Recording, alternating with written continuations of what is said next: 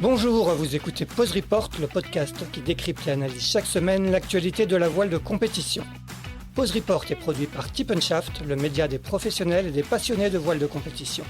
Tip & Shaft, ce sont 2 newsletters hebdomadaires en français et en anglais, des podcasts, des formations, un studio de production de contenu, une plateforme de vidéos à la demande Sailors, ainsi qu'un festival du film que vous pouvez retrouver sur tipandshaft.com.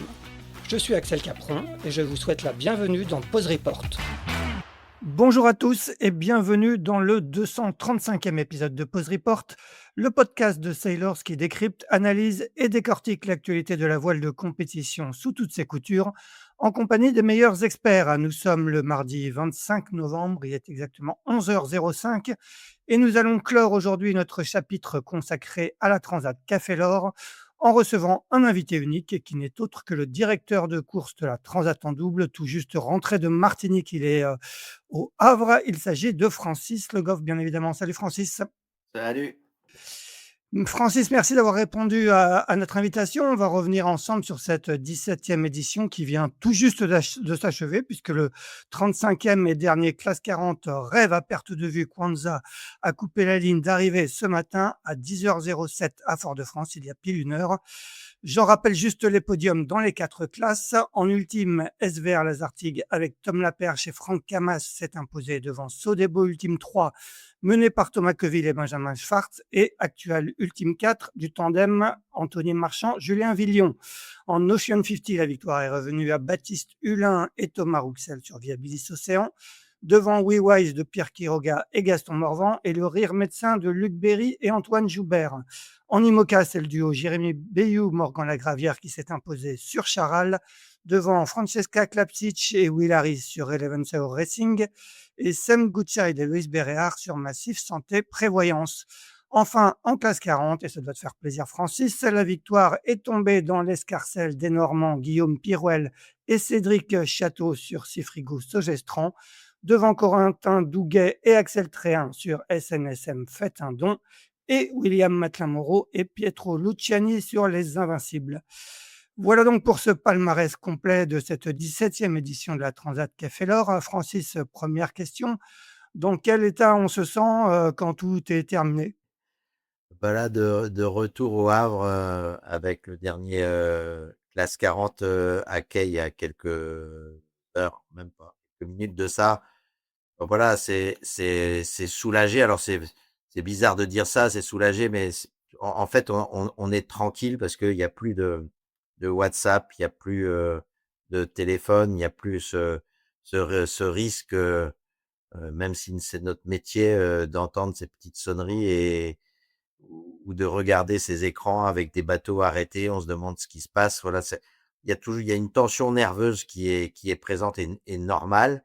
Et il est vrai que là, c'est un soulagement. Ça fait 3 semaines, on dort pas beaucoup, ou du moins toujours avec une oreille et un œil bien attentif sur ce qui est en train de se passer.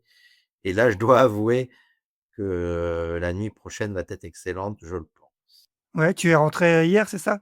Ouais, je suis rentré hier, avec, l'ensemble une partie de la direction de course qui était restée avec moi, et de la logistique mère qui était restée avec moi, en Martinique. On est tous rentrés, hier, et avec, le sentiment que c'était, une belle course, avec, les difficultés qu'on a connues, au départ. Et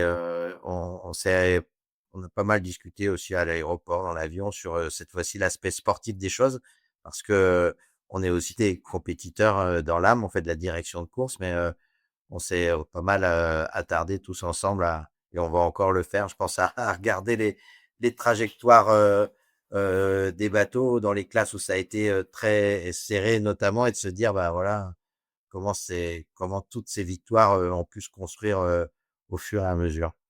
Justement, quand tout est fini, est-ce que, tout j'imagine que tout n'est pas complètement fini. Déjà, il y aura une remise des prix officielle, le 16 décembre, à Paris, à la Maison de la Radio, à laquelle tu seras sans doute présent.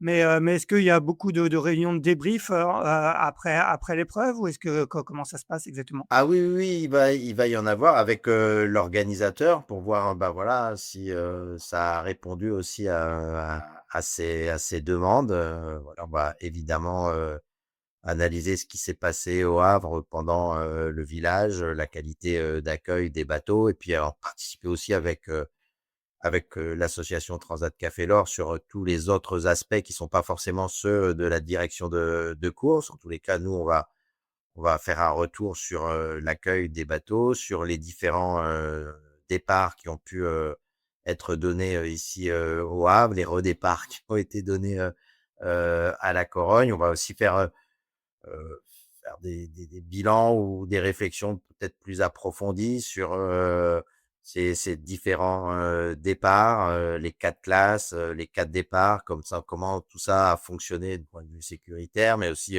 du point de vue, médiatique.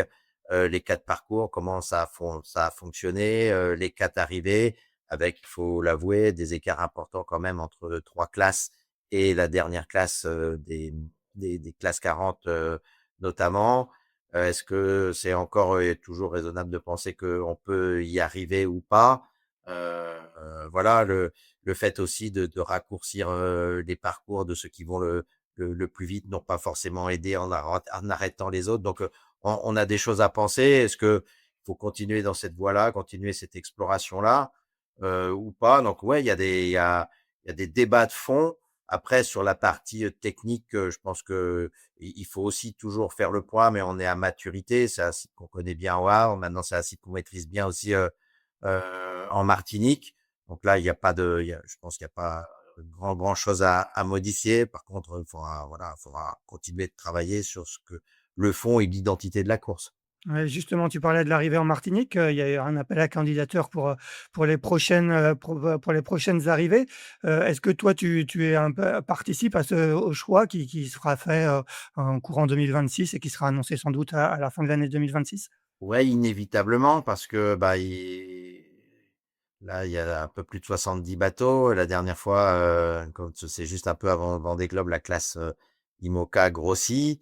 Donc on était plus proche de 90 bateaux. Donc, faut être en capacité, d'accueillir, autant de bateaux et je me réjouis, d'ailleurs de la fiabilité, notamment, des IMOCA, de la classe ultime et globalement de l'ensemble des classes. Parce qu'il y a peu d'abandons, mais Ouais, ouais. 18 IMOCA sur 18, à l'arrivée, l'ensemble des ultimes, à l'arrivée, également. Donc il faut prendre ça en compte, la capacité maintenant et la fiabilité des bateaux et ça rentre en jeu évidemment pour le choix d'une destination, d'arrivée. Et Dieu sait, il y en a pas beaucoup, hein. Il y en a Ouais, pas ouais. beaucoup.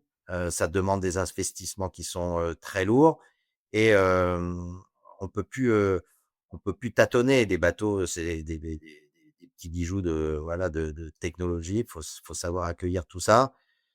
Donc évidemment qu'on va regarder attentivement les intentions des différentes villes. Maintenant, voilà, la simplicité, voudrait qu'on puisse retourner en Martinique, au regard des efforts, d'infrastructures portuaires proposés et de la qualité des infrastructures, pardon, proposées. La facilité voudrait qu'on aille par là. Maintenant, dans le fond de la Transat, Jacques Vabre auparavant, Café L'Or, elle a aussi, voyagé. C'est Ouais. sûrement une de ses identités.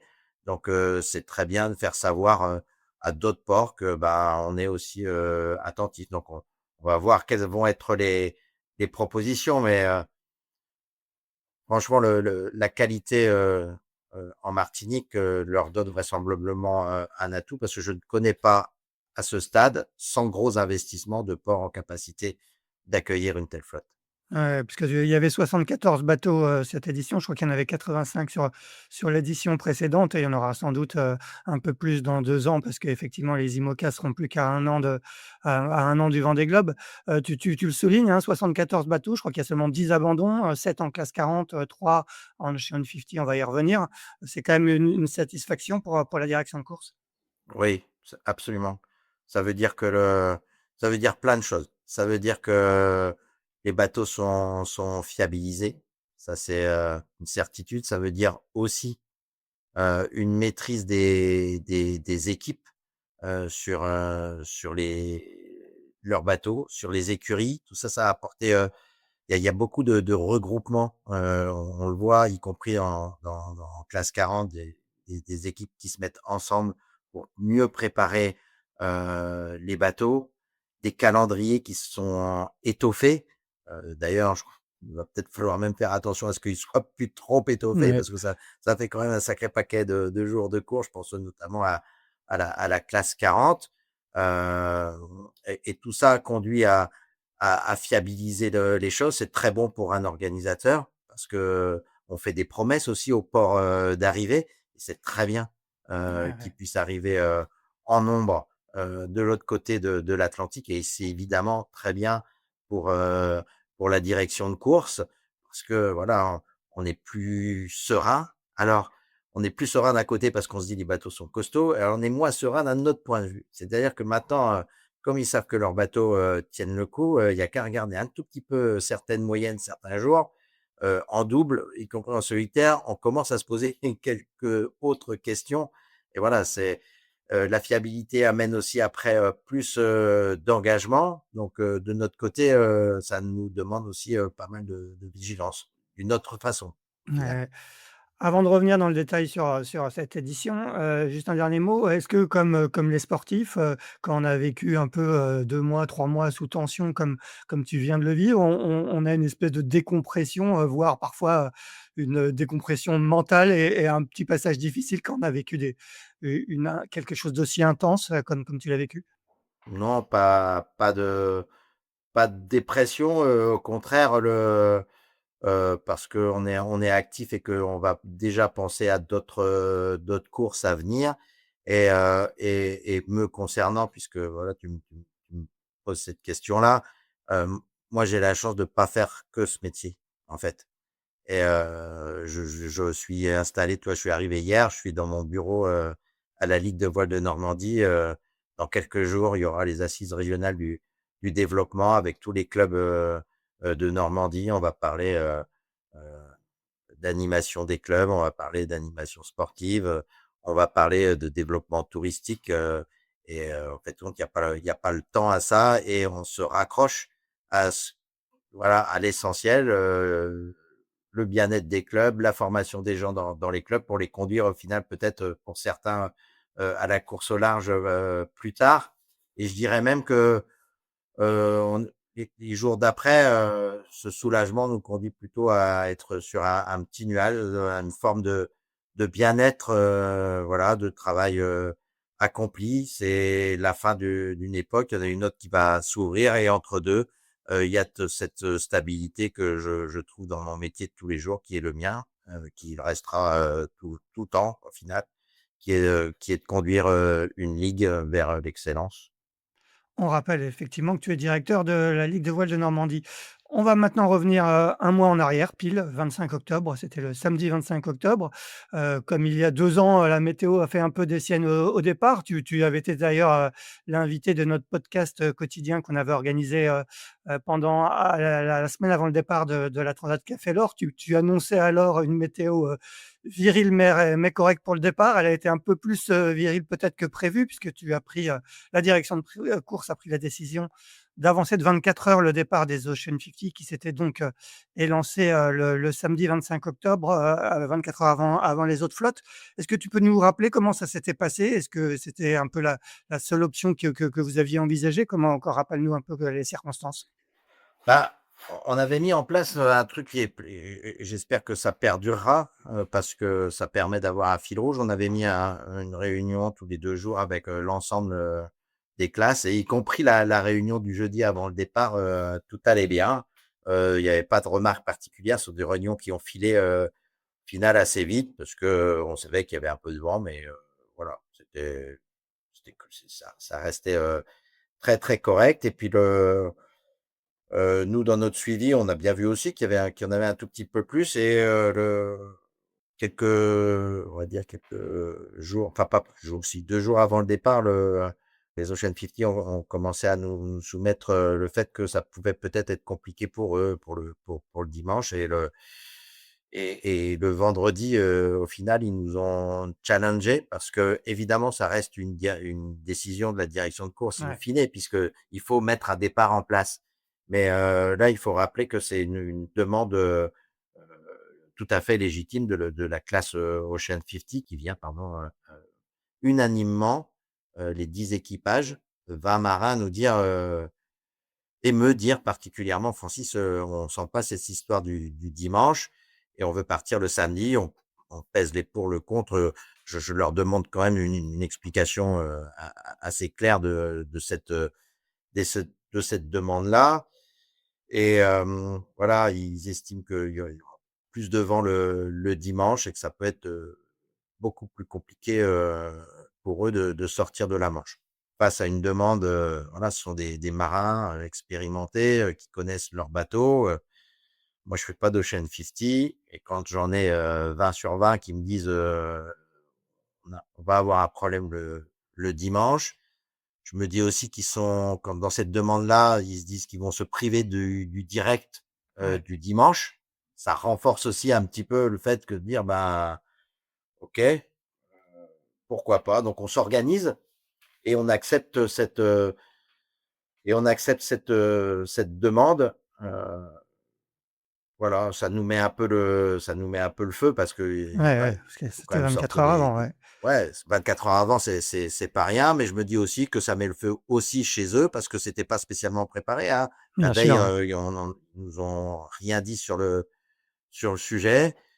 Et on décide pour le coup, d'un commun accord, de les faire partir en prévenant aussi les autres classes parce que, on voit bien qu'avec, de la multiclasse, même si on fait pas tout bien, on essaye autant que faire se peut de vraiment les considérer à égalité, quoi qu'il arrive. Donc les prévenir que les Ocean 50 partiront, avant et qu'ils ont accepté aussi, de faire un parcours plus long puisque, je leur mets les Canaries en plus, dedans pour être sûr qu'il y ait 24 heures supplémentaires avec une possibilité, y compris après ce passage-là, bah, après ce passage-là, de rajouter une bouée supplémentaire si, ils allaient vraiment très vite, parce qu'ils sont sortis plus facilement, que prévu, par exemple. Donc voilà, c'est une demande, acceptée par, la direction de course. C'est assez rare comme Ouais. situation. Donc ils sont partis le samedi et la nuit du samedi à dimanche a été particulièrement compliquée avec, 3 chavirages, On ouais. consécutifs. Raconte-nous un petit peu, comment vous avez vécu cette nuit? Est-ce que co Bah, com là, ça comment met dans ça met c'est sûr que ça met dans le bain direct, hein, parce que, il a fait d'abord, on a donné un départ, ouais, dans l'après-midi, voilà. D'ailleurs, plutôt en fin d'après-midi. Il fallait préparer le départ, du lendemain avec beaucoup plus de bateaux, Le Havre, c'est du trafic maritime, c'est des écluses, donc il fallait des autorisations quand même. Bon, il y a des choses à faire, même si c'est que 10 bateaux, on fait pas ça comme ça. ouais, Donc ça nous a occupé un petit peu et puis on savait que le lendemain, il y avait d'autres départs et là, la direction de course, bah, était, déjà réunie dans son petit cocon. Parce que le pendant tout le suivi au Havre, on se met un peu à l'extérieur. Donc là, on a anticipé de 24 heures aussi pour aller se mettre à l'abri un peu. On a bien fait parce que c'est parti très vite. Alors le 1er bateau, qui chavire, il y a un problème structurel. Il ouais. y a un flotteur, qui casse et le bateau se retourne. C'est quelque chose qu'on a connu, aussi déjà par le passé, pas forcément avec des retournements parce qu'ils avaient pu gérer la situation. La dernière transat qui a fait l'or, à peu près dans le même système puisque, on avait des bateaux en course, d'autres non et et ça s'était arrivé aussi dans le golfe de Gascogne un peu plus loin. Là, le fait de chavirer du côté de La Hague, c'est toujours un peu compliqué. Là aussi, il y a du trafic, il y a pas de beau temps, la mer, elle est pas terrible. Mais au final, on est très vite. La réaction des marins est excellente à bord du bateau. Il y a des petits films qui sont sortis d'ailleurs Ouais, ouais.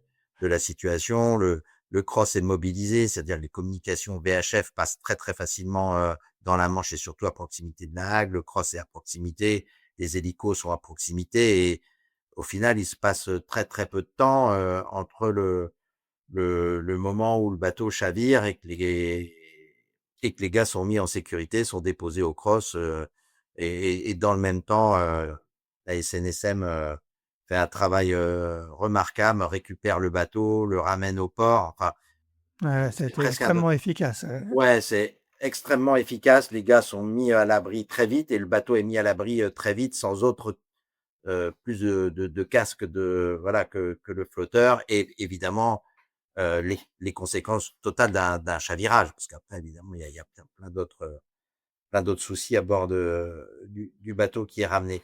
Mais en On tous les rappelle, cas, je te coupe, on rappelle juste que c'était Lazare, hein, d'Erwan Le ouais, Draouzak et pardon. Tanguy Le Turquet. Ouais. Ouais, Lazare, oui, pardon. Et on se dit, oh bon, ouf, c'est structurel, très bien. Bah, oui, bah, bravo. C'est quelques heures après, là, c'est Erwan Leroux et Audrey Augereau qui se mettent à l'envers. Et là, dans une situation un peu plus délicate. Un peu- Là, c'est un chavirage, on va dire, classique. Et c'est surtout, franchement, très, très proche des côtes. C'est à 2000 et demi. Le temps de se dire comment ils vont. Là, pareil, l'alerte, elle est bien positionnée, bien envoyée. Ça réagit là aussi très vite. Mais dans un premier temps, ils se disent qu'ils veulent pas sortir de leur bateau. Et le temps de positionner un petit peu les modèles, de regarder les courants, les vents et tout ça. Et là, pas les convaincre longtemps, hein, parce que Erwan, il a très très vite compris. Dans un premier temps, c'est normal. Ouais, Erwan et ouais. Audrey, pardon, c'est normal qu'ils pensent aussi au bateau puisqu'ils vont bien à bord. Et si ben, la meilleure solution, c'est que évidemment on l'éclaire, on essaie de mettre de l'AIS pour qu'on soit repérable, pour pas qu'il y ait de soucis. Voilà, c'est absolument normal. Et puis nous, on regarde comment ça va évoluer, le cross aussi, et ils se disent mais le bateau, il va pas aller vers l'extérieur, il va direct vers Ouais. Il allait Guernsey, vers Guernesey, ouais. c'est assurément. Donc là, sans leur intimer l'ordre, mais le cross est assez fort sur le sujet, puisqu'il était là aussi à portée VHF. Et ils leur disent, mais il faut pas rester à bord, ce qu'ils acceptent immédiatement. Les, L'élitreuillage est fait. Et là, par contre, les Anglais n'ont pas la capacité d'aller prendre une remorque parce qu'ils sont aussi sur l'eau. L'équivalent de notre SNSM est également sur l'eau à ce moment-là, et nous disent, nous, on peut pas, ne serait-ce que maintenir le bateau dans sa position pour l'éviter d'aller aux cailloux. Ouais, ouais. Et là, Sachant qu'il y a beaucoup de cailloux, hein, Guernesey, hein. sachant que, ouais, on va plutôt voir les cailloux que les plages à Guernsey, hein, c'est Ouais, sûr que. Et à ce moment-là, bah, on suit progressivement la dérive et le bateau continue de dériver. Et en même temps, et ben voilà, là, cette fois-ci, c'est Inter Invest qui là nous appelle direct. On les a à l'Iridium et ils nous disent, bah voilà, on est retourné. Bon, tout va bien à bord, ok. Et on se dit, mais ils vont tous se mettre à l'envers, hein. C'est pas possible. Et je me dis, oh là là, c'est eux qui ont demandé à ouais, partir. ouais. Ouais, j'imagine qu'on se pose des questions dans ce cas-là, quoi. Ouais, voilà. Quand même pas gagné cette histoire-là et il y en a encore 7 autres. Et là, une nouvelle fois, c'est remarquable, j'appelle l'équipe technique, ça, pour leur dire, le cross est prévenu en même temps, et tout est mis en route. Là, on a Mérida puisque les Ocean 50 ont un bateau, donc avec Ouais. Adrien Hardy qui, qui suit la course, mais voilà, il avait pas prévu de venir en Manche, hein. Il était du côté de l'Orient, prêt à suivre et descendre, voilà, aux premières îles avant qu'ils ne puissent traverser l'Atlantique, les accompagner jusqu'à leur point de virage au Cap-Vert et bah là, il fait du nord très vite pour aller se positionner du côté de d'Inter Invest. Voilà. Et donc là, pareil, là, cette fois-ci, c'est le Cross Corsen qui prend la main avec toujours la même efficacité. Je sais pas si on mesure tous la chance que l'on a d'être accompagné par des organismes de sauvetage avec une telle réactivité, un tel professionnalisme et avec une manière de coordonner l'ensemble des moyens à notre disposition ou à leur disposition. C'est orchestré à la minute, sans voilà, avec tout affect laissé de côté.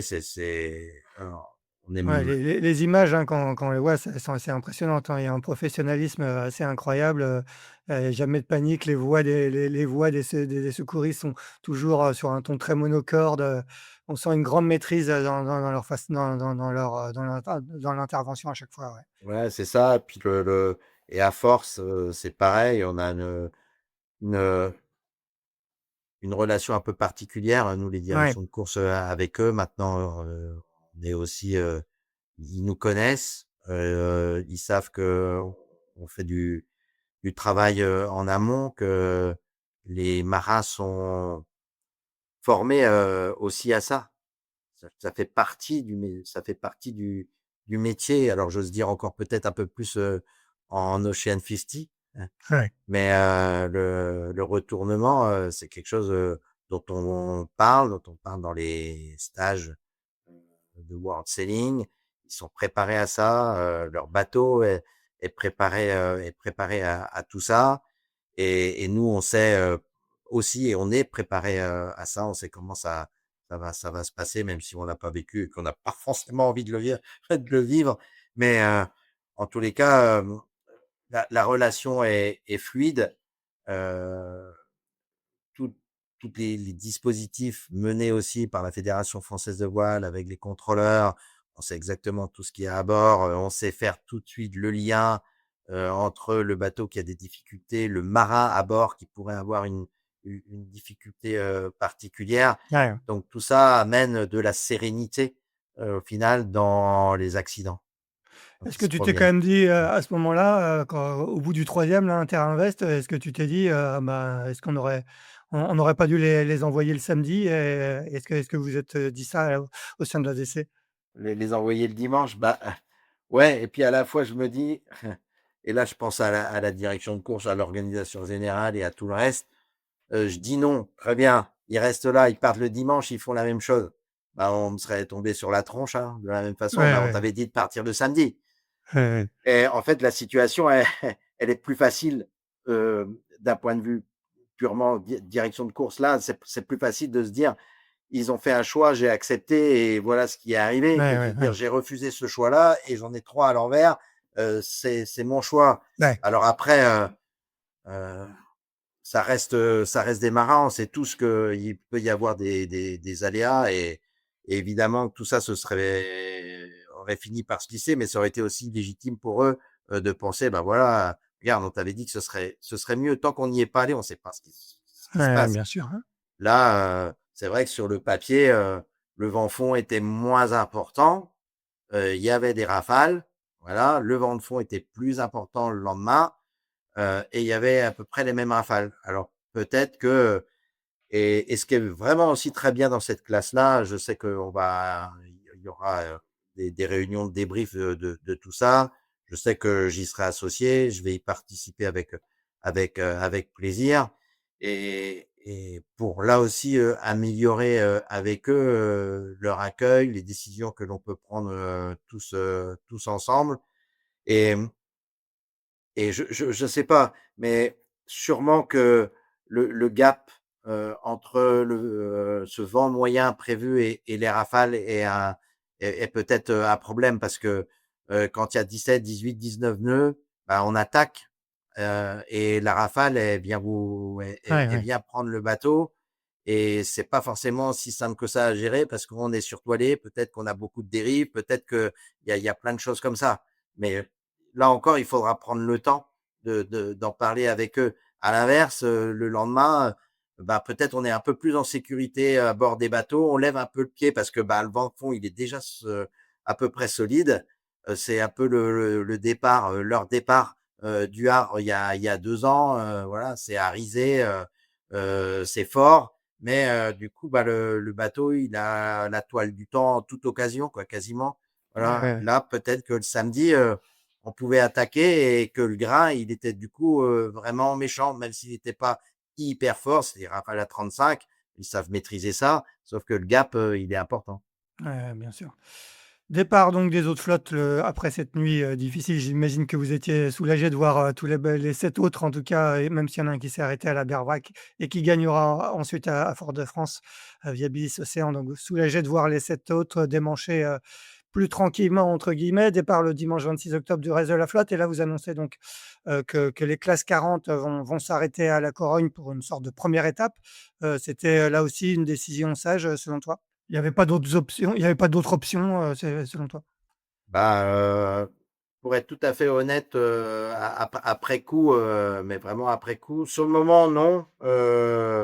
Là aussi, il y a pas mal de pression, des marins sur, l'ensemble. Et une fois la décision, prise, il y a pas de retour. Je sais que quelquefois, il y en a qui disent: «Oh bah Ouais, non, c'est ouais. pas possible, pourquoi on fait ça? On n'a qu'à y aller, machin, blablabla». Donc là, il y en a pas. Il y a un consensus, on va dire, un peu, muet. Ouais, voilà. Je m'attendais plus à dire, bah, à être peut-être un peu plus secoué, dans cette petite tempête-là, que ça, du point de vue, que l'équipe de direction de course soit un peu challenger ou pas, il y a pas eu, et c'est très bien comme ça. C'est-à-dire que là aussi, la flotte est mise à l'abri. Il y avait voilà, on savait pas trop ce que donnait au final cette DEP-là. Ce qui changeait, c'est que pour le coup, le vent de fond montait, les rafales étaient importantes, la mer grossissait, heu et qu'on s'est dit que c'était peut-être pas, voilà, l'idéal pour démarrer la course. Sûrement les événements, des Ocean 50, puisque la décision arrive quand même le Ouais, dimanche, hein, ouais, ouais. peut-être contribuer aussi, à ça, et je dis souvent, mais c'est important aussi de conserver la crédibilité de la course au large. Alors, certains diront: «Faut partir, quoi qu'il arrive, et chacun fait sa route», et cetera, et cetera. Oui, très bien, c'est vrai, mais il y a aussi beaucoup de bateaux en ce moment, et il faut qu'on puisse tenir, ce ces courses-là. J'avais eu, à la suite, de la route du Rhum destination Guadeloupe la dernière fois, des conversations avec, notamment, heu, les organismes de sauvetage espagnols, qui voient pas, d'un bon œil, Mmh mh. nos différents accidents, dans le Golfe, par exemple. Dans la Manche, c'est pareil, quand, on met autant de bateaux, faut pas aller foutre du vrac partout dans le trafic maritime. Ça mobilise, on l'a vu, ça mobilise des hélicos qui ne sont plus disponibles alors, pour, heu, pour autre chose, et c'est important qu'on puisse continuer de courir. C'est-à-dire qu'aujourd'hui, il y a des bateaux, il y a des marins qui sont engagés là-dedans, c'est leur métier. Il y a des partenaires, qui suivent, les marins et qui ont aussi leur propre stratégie, de développement, et cetera, à travers, la course au large, et il faut qu'on fasse attention. Il y a un classe 40 qui a été coupé, en 2, Ouais, cette année. Ça se termine bien, mais c'est aussi près d'un rail. Donc voilà, la décision, elle est pas simplement de se dire, ils peuvent y aller, ils peuvent pas y aller. C'est tout l'environnement de la course au large que on prend en considération, et on sait aussi dès lors que, parce que je pense qu'ils ont confiance, les marins, dans nos décisions. Si on dit: «Ils nous laissent, filer», bah, ils vont y aller, à passer l'appréhension du départ. ouais, Voilà, et ouais. quand, ils ont mis les voiles, ils se transforment, voilà, ils se Ouais, c'est clair. transforment. Ils se Ouais, transforment, et ils vont attaquer. Donc, qu'il y ait du vent, pas de vent, ils vont y aller. et après coup, tu te dis que ils auraient pu passer finalement, ou Bah, ouais, peut-être, vu ce qu'ils avaient enduré dans la Manche. On ouais. parlait de fiabilité, du bateau, tout à l'heure. Peut peut-être, mais voilà, hein, Ouais, c'est ouais, on va pas il refaire, y a le il y a Volta. aucun regret, il y a aucun Ouais, ouais. regret là-dessus. Là encore, l'organisateur de la Transat Café L'Or nous fait confiance. On se met pas dans la facilité non plus, hein, d'envoyer une équipe, pour faire, une arrivée, là-bas parce que ça reste, une course en 2 étapes, que ça doit se faire autant, que ça doit être absolument rigoureux dans les arrivées et on voit bien qu'au final, au bout du coup, on a intérêt de faire attention au temps, parce que Ouais, ça peut se jouer à pas grand-chose. ouais. Donc c'est rigoureux, il y a un départ, il y a une arrivée là-bas, il y a une direction de course là-bas, il y a des comités de course là-bas, il y a des contrôleurs techniques, là-bas et ils vont redonner, voilà, conformément à ce que doit être une course au large, un nouveau départ, là-bas. Donc ça nous met pas dans on fait pas ça en voilà, en gaieté de cœur, hein, on préférerait que tout le monde parte en même temps et puis voilà, on n'en parle plus, c'est lancé, c'est très bien. Bon là, Ouais, en ouais. l'occurrence, on s'est arrêté avec Henri. Il y a eu un épisode qu'on va qualifier que de cocasse, hein, sur cette première étape, celui des Belges, Jérôme Delire et Caroline, Dieux dont la vidéo virale, où on les voit en larmes raconter que leur bateau a été couché à cause d'un avion soi-disant de tourisme qui aurait volé, trop près d'eux. Cette vidéo a vraiment fait le tour des réseaux et au point même d'être, montrée pendant les JT. J'ai vu que chez JT de France 2 sur 20, de le JT de 20h sur France 2 le soir même, envoyer cette vidéo. Comment vous avez géré cet épisode qui était un peu, et après coup, qu'on peut qualifier un peu de cocasse, qui était assez Ouais, particulier. moi l'incident après on peut parce que pour moi c'est un incident, c'est mineur, Ouais, c'est ouais, bien rien à sûr. voir. Ça Ça me a rend dingue. pris des proportions Non mais incroyables, ça me mais rend alors dingue. que ouais, Enfin ouais, j'imagine, ouais. ça me rend fou. Pas de voir que, des amateurs qui ont mis tout leur cœur pour aller faire la transat, soient déçus de machin, mais c'est bon quoi. Maintenant tout le monde prend les machins en photo, t'envoies des WhatsApp, des machins, tu maîtrises plus rien du tout. Alors ça a un très bon côté, hein, je vais pas cracher dessus parce que quand on veut savoir ce qui se passe à bord, quand il y a un problème technique, quand il y a un problème Oui, bien majeur, sûr. on est absolument heureux d'avoir tout ça, mais après il faut savoir raison garder parce que là, franchement, des bateaux qui se couchent, et puis alors j'ai entendu des trucs quoi, chavirage, machin, c'est débile complètement quoi. C'est ça me rend fou des bateaux qui se mettent, au tas, dans toutes les régates, qu'on Il y en peut a avoir toujours, là, ouais. juste dans la baie qui est en face de moi, dans n'importe voilà, dans n'importe quel club, des dessalages, il y en a, des bateaux en course au large qui se couchent, mais il y en a plusieurs fois par jour. C'est normal, voilà. Bon et de voir cette ampleur-là, d'être sollicité, mais si tu savais le nombre de Ouais, j'imagine, médias, ouais. et heureusement, on a une très bonne équipe pour, filtrer tout ça. J'y ai passé 2 jours à expliquer, un truc dont on s'en fout, quoi. C'est-à-dire, on s'en fout, hormis le fait que c'est le seul point. Je comprends la tristesse des deux skippers parce que ils avaient vraiment envie de faire ça. Voilà, ils y ont mis du temps, ils y ont mis de l'argent, ils ont mis, ouais, c'était vraiment leur projet et de se dire: «Oh bah, on on est abattus». C'était aussi difficile pour eux la Oui, sortie de oui, la oui. Manche. Je pense qu'il Ouais, ouais. y a une émotion là-dedans. Tu t'en as expliqué avec eux? Non. Non? Oh non, non, non, non, non, non, non, franchement, tu vois, là, d'en parler avec toi, là et puis d'en parler, plus globalement comme ça, bon, bah, c'est bon, hein, c'est fait, quoi, mais Ouais, ouais. et puis la part, de gérer entre la part alors évidemment, on n'est pas sur l'eau, entre la part d'émotion, du truc, machin, Ouais, qu'est-ce qui ouais, est bien sûr. véritablement arrivé, là-dedans, on garde l'avion et on part au tas,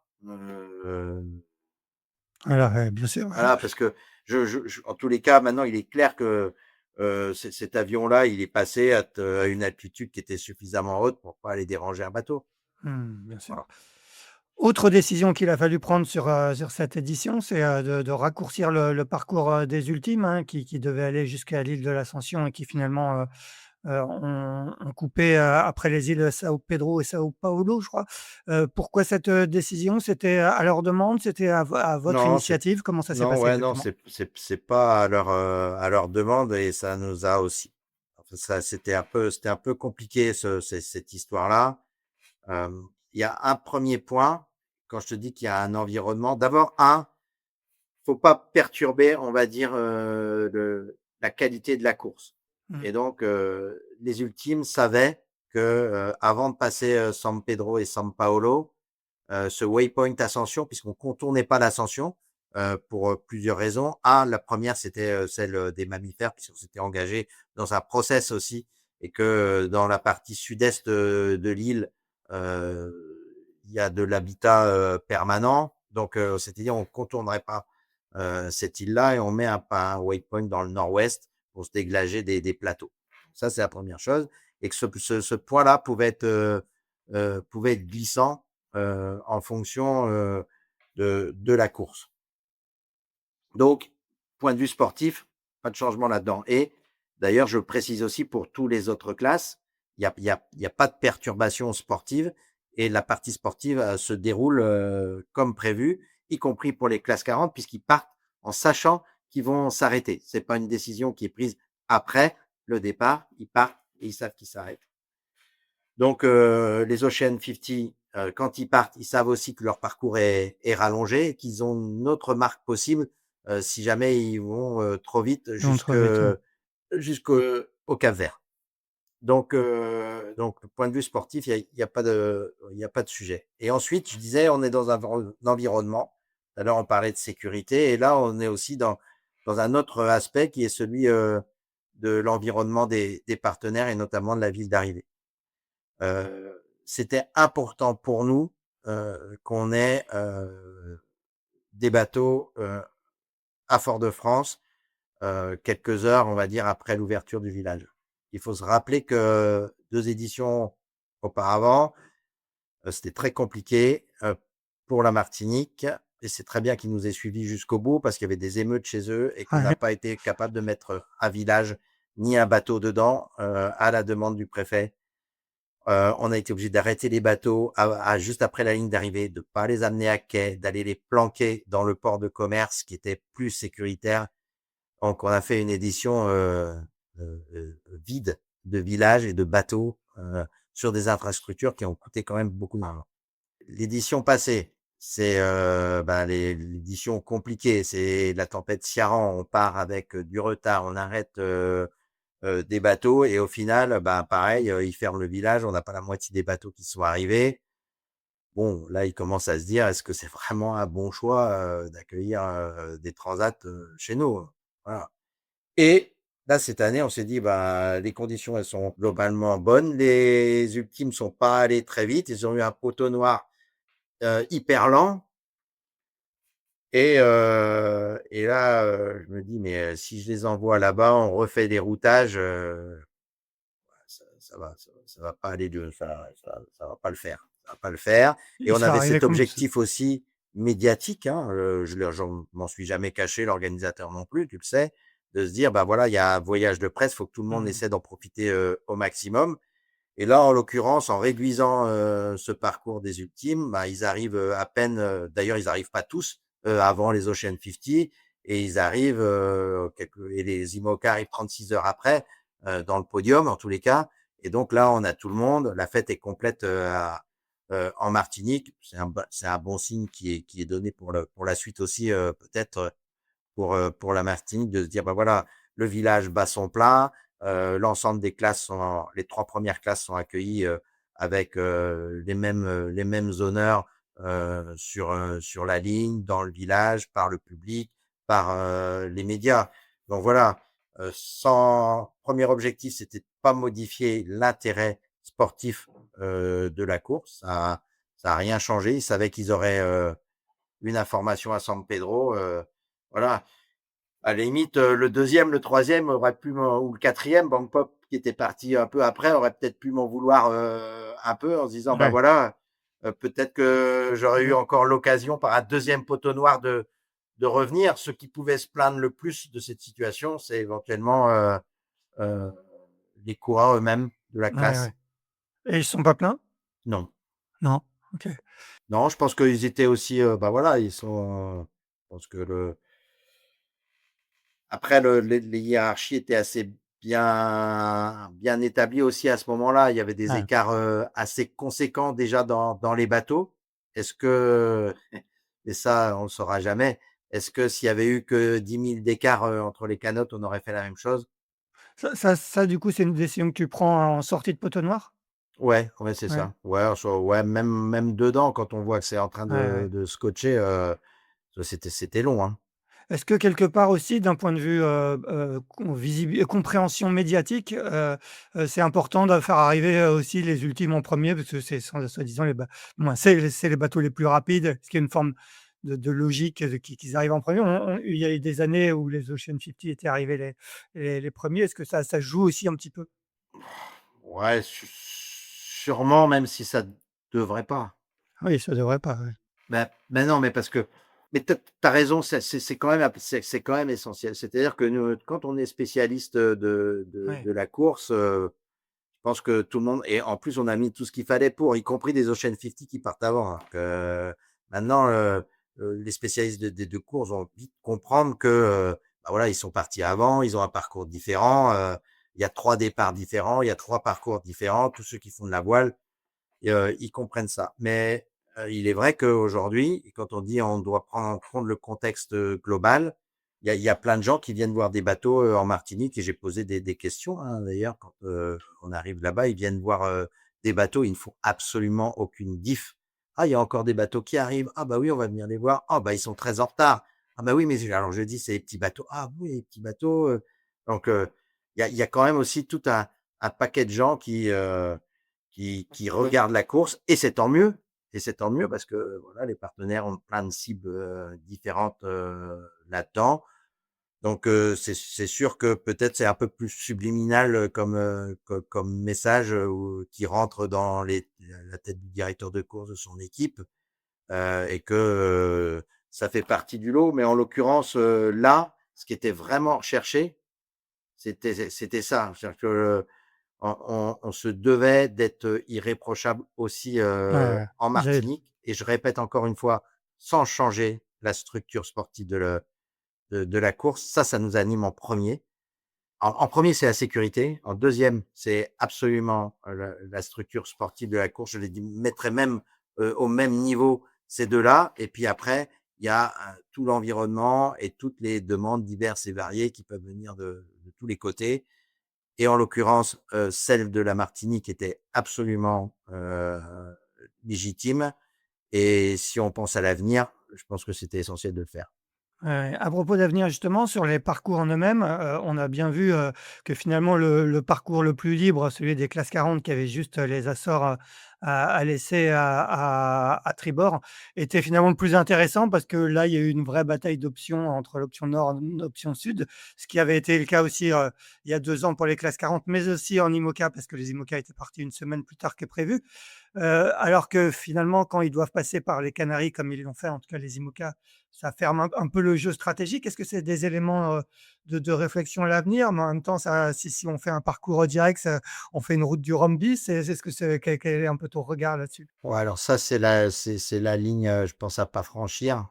Ouais, Voilà, il faut aussi une identité parce que l'année prochaine, c'est la Route du Rhum et l'année d'après, ce sera la Transat Café. Alors dans ouais, ouais, 3 années de suite, avec un parcours voilà, identique. entre, Ouais, Le Havre et Saint-Malo, il y a La Hague et Barfleur, hein, enfin, il y a Barfleur et La Hague plutôt, voilà, et entre la Martinique et la Guadeloupe, il y a quand même pas grand-chose. ouais, ouais, Donc ça, c'est à mon avis une ligne à pas dépasser. Ensuite, de faire, un peu de sud, on a aussi réduit les parcours, originaux, pas cette fois-ci, mais il faut revenir un tout petit peu plus en arrière, à la demande en se disant, bah, notamment dans de la classe IMOCA qui dit: «Ah oui, mais bon, c'est compliqué, le poteau noir, avec San Fernando et tout ça, on reste trop longtemps dedans, c'est mou comme vent et tout». Peut-être qu'il faut quand même regarder, cette histoire-là, il a beau faire chaud et ben, c'est peut-être pas très agréable, mais bon, ils savent s'adapter, quand même à peu près à ouais, ouais. tout. Je pense que à arriver à des parcours, très, très tendus, pour, chacune des classes, c'est et avec ce petit point sud là, pour chacun d'eux, bon, peut-être faut, peut-être faut allonger, c'est-à-dire que Ouais, on a des transats Jacques Vabre qui étaient plus proches de 20 jours que de 12, quoi. ouais, Donc ouais, peut-être faut revenir à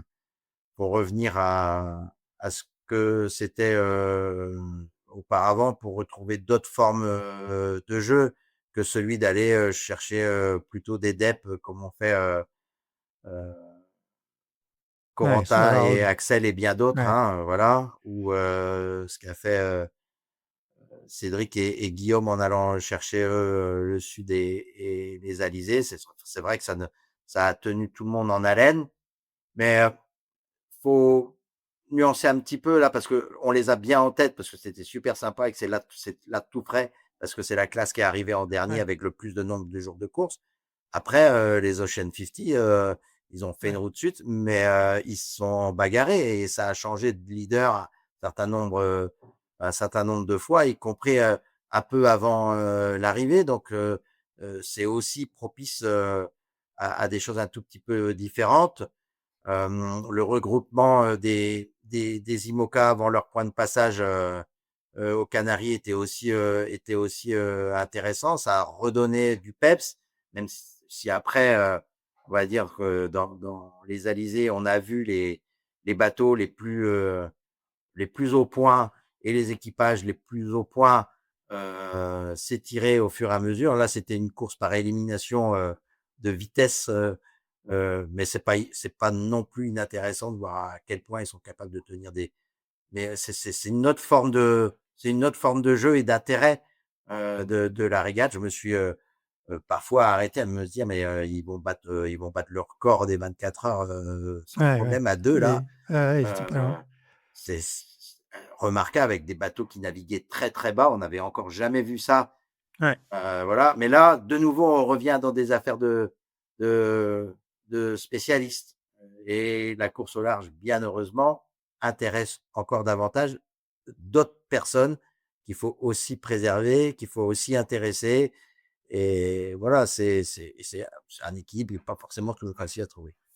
Un petit mot sur, les IMOCA, il y avait un équipage composé de Conrad Coleman et Mathieu Blanchard, un ultra trailer, qui avait très peu navigué en amont. J'ai même entendu dire et je sais que j'en ai discuté avec certains skippers qui étaient un peu, interpellés là-dessus, qui disaient Mathieu Blanchard a dit: «Je ne sais pas comment j'aurais fait si Conrad était tombé à l'eau». Est-ce que c'est pas quelque part un peu inquiétant d'entendre ça, se dire que, finalement, est-ce que c'est pas trop facile de faire la transat Café L'Or pour un marin comme ça qui, effectivement, si qu'on j'ai l'impression que Conrad a un peu tout fait, on a l'impression sur le bateau? Oui, oui, bah c'est absolument c'est la limite de l'exercice. C'est marrant que tu parles de ça parce que on a déjà une premières analyses, notamment avec Yann Château, qui est mon adjoint, on va dire, Ouais, principal sur le sujet. C'est un sujet que je vais porter aussi. On a une réunion des directeurs de course au mois de février, organisée par la Fédération française de voile tous les 2 ans, ouais, là. C'est un élément que je vais porter à cette commission, à savoir travailler sur les qualifications. On parle souvent des directeurs de course et des courses, mais en amont, il y a un vrai boulot sur les qualifications à avoir, sur la manière de qualifier les gens et de mettre aussi de la performance quelque part dans la qualif. Parce que quand on demande un parcours de 1000 ou 1200 milles à réaliser en double avec le bateau, voilà, ouais, même si on leur demande 120 000 au près dans des conditions qui approchent les forces 6-7, euh, et qu'on a des moyens de regarder avec les traces, il n'empêche qu'il faut que on travaille ce sujet-là et qu'on apporte, parce qu'il y a aussi la possibilité de se qualifier sur certaines courses. Quelquefois, il n'y a pas eu de vent. ouais, ouais, Bon, voilà, faut qu'on trouve une solution. On comprend aussi le fait que ça peut apporter de la lumière à un skipper pour son projet d'après, d'embarquer une star avec lui. Mais ça fait un peu froid dans le dos d'entendre ça. C'est que ouais, ouais, de dire, ben, je suis pas sûr que j'en ai été capable. Normalement, toutes les qualifications sont là aussi pour ça. Quand j'ai parlé avec Louis Duc, il m'a demandé une autorisation pour se qualifier un tout petit peu plus tard avec Massa qui venait. Le gars Massa, il peut te dire qu'il a bossé parce qu'il m'a tenu au courant. C'est un truc de fou. Toutes les 24 heures, j'avais un rapport de lui. Je sais absolument ce que faisait Massa à bord du bateau. Il dit, bah, de toute façon, il faut qu'il apprenne à manœuvrer et être capable de se débrouiller tout seul avec le bateau. En plus de l'objectif qu'on lui fixait, nous, de qualification, lui, il avait ses propres objectifs à bord. Il faut tendre. C'est sûr qu'il faut tendre vers ça sur des équipages composés peut-être un peu à la dernière minute, plus sur des projets de com. Il faudra qu'on ait une veille attentive par rapport à ça. Mmh. Quant au reste de la flotte, là par contre, ils sont archi préparés. Il n'y a aucun doute voilà, sur le fait qu'ils soient Ouais, ouais, capables bien d'aller sûr. récupérer leurs coéquipiers. Voilà. Mais en tous les cas, alors ça a aussi eu lieu par le Oui, oui, passé. il y Hein, avait eu François Damiens avec, voilà, Tanguy Delamotte, on se voilà, souvient. voilà, peut-être que le stage World Sailing et tous les autres trucs ne suffisent pas, Ça ne suffit et pas, la ouais. qualification et globalement aussi la qualification pour l'ensemble. On voit que les flottes augmentent, on voit aussi qu'on prend beaucoup de temps dans les arrivées entre le premier et le Ouais, dernier, faire en sorte que tout ça puisse pousser vers le haut et massifier les arrivées, c'est important. Et de mettre de la perte dans la qualif, c'est aussi un élément je pense, un élément de sécurité, de savoir mener son bateau à 100% ou proche des 100%. Je pense que ça garantit aussi plein de choses. ouais. On va pas revenir sur tous les vainqueurs, on va juste, citer, ceux, qui te tiennent particulièrement à cœur, Cédric Chateau, Guillaume Pirouel, hein, qui sont du Havre. Cédric Chateau, il est directeur sportif, hein, de la Ligue, de Normandie. J'imagine que ça t'a fait, même si tu es obligé de rester neutre en tant que directeur de course, j'imagine que ça t'a fait particulièrement, plaisir? Bah oui, oui. Maintenant, je peux dire sans problème. Voilà. Pendant la course, quand on me demande mes favoris, machin, je le dis pas. Voilà, c'est tout. Euh, ou quelquefois sous le ton de la boutade, on peut en donner un ou deux comme ça. Mais là, en l'occurrence, je me serais bien gardé de les mettre en favoris. Et on suit tout le monde de la même façon. Mais aujourd'hui, là, ouais, maintenant posé, je suis très fier de ça parce que ça concrétise des années de travail ici en Normandie. C'est la force de nos clubs, c'est la force du centre d'entraînement, des entraîneurs dans les clubs ici, en optimiste, en 420. Tous ces jeunes-là sont passés par une formation de dériveur assez poussée. Ce que je trouve aussi super bien, c'est cette passation-là et cette dynamique qui est mise en place d'accompagnement des jeunes. On parle souvent de ça dans les entreprises, même si Cédric, il est pas encore vieux, hein, mais il a maintenant un peu de bouteille. Guillaume, il est plus jeune.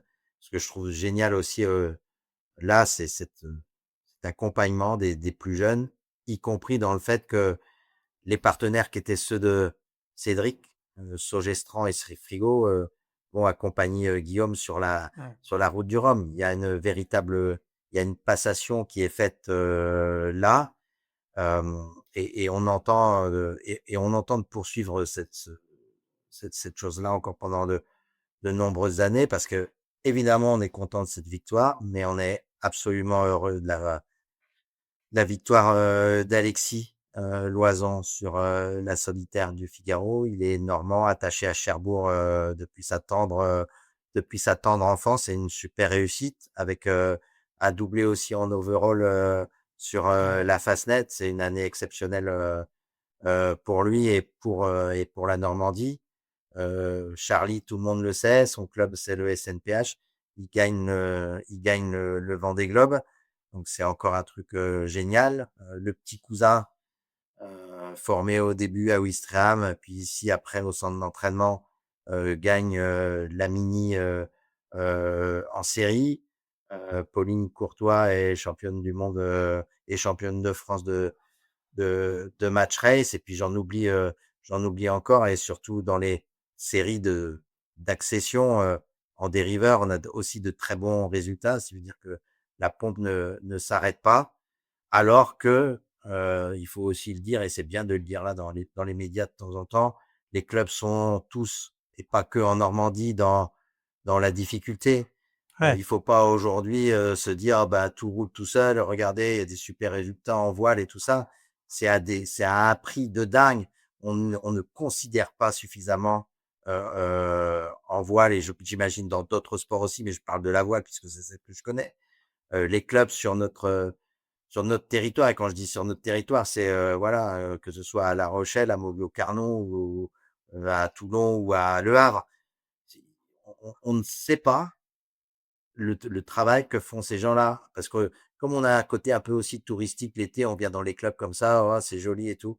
Mais il faut voir l'énergie qu'ils mettent à produire ces jeunes gens-là. Parce que pour en sortir un, il nous en faut 30, 40 avant. Tous ne sont pas ont pas vocation à aller poursuivre en olympisme, ou en course au large ou en match race, qui nous a mis, nous tous là aujourd'hui, là, dont on parle là, mais c'est, je suis pas, je suis heureux et puis je suis presque un peu en colère. Il faut les accompagner parce que au-delà des résultats, voilà, ils viennent au club, ils vont passer 3 heures, 4 heures.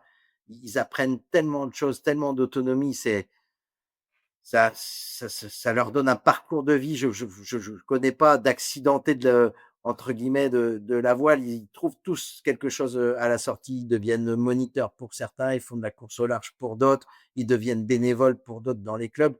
Mais je te dis, il faut vraiment voir ce que les clubs font pour ça. Et nous, on a un réseau extraordinaire en Normandie depuis Granville jusqu'au Tréport, l'ensemble de l'axe Seine avec des plans d'eau intérieurs. Je pense à celui de Saint-Aubin-les-Elbeuf, ouais, notamment, dont est issu Cédric, qui est une Maracana, faut le dire, près de l'autoroute, en face d'Ikea. Mais ils ouais, ouais, sortent des champions, mais tous les ans. C'est un ouais, truc c'est de dingo. incroyable. C'est une énergie folle. Et franchement, moi, je pense que à ça. C'est ça qui m'anime pour venir au bureau ou sur l'eau, je ne sais où, tous les matins. Je leur rendrai jamais assez. Bon, pour finir, bel hommage à tous ces clubs. Pour finir, Francis, maintenant la page Transat Café L'Or est presque tournée. Pour toi, c'est focus sur, après alors bien évidemment sur la Ligue de Normandie, mais maintenant le prochain objectif important, c'est la Route du Rhum pour toi? Ouais, on va en parler jeudi déjà un peu à Paris. Oui. On fait un colloque de la direction de course. Ça fait chic de dire ça. Voilà, on se réunit tous, un peu ceux qui étaient déjà là pour la Transat Café L'Or, avec un petit ajout d'une personne supplémentaire en la personne de Guillaume Roté qui nous rejoint. On va aller à Saint-Malo 3 jours, hein, voilà, le 8, 9, 10 décembre là, pour bosser sur la route du Rhum. Voilà, se remettre en tête les différents bassins, regarder avec le port notamment, les capacités d'entrée et de sortie, puisque là aussi on est derrière des écluses, voir avec voilà comment on va pouvoir donner les départs, comment on va sécuriser tout ça. Enfin bon, bref, on a un peu de dossier, donc ça arrive au final assez vite. Et puis il y aura un passage qui me plaît aussi beaucoup, qui est celui de l'Odyssée ultime. Ouais. Voilà, en Méditerranée, fin avril, début mai, parce que c'est un peu inédit. Et, et c'est bien d'avoir des choses nouvelles, toutes fraîches, comme ça.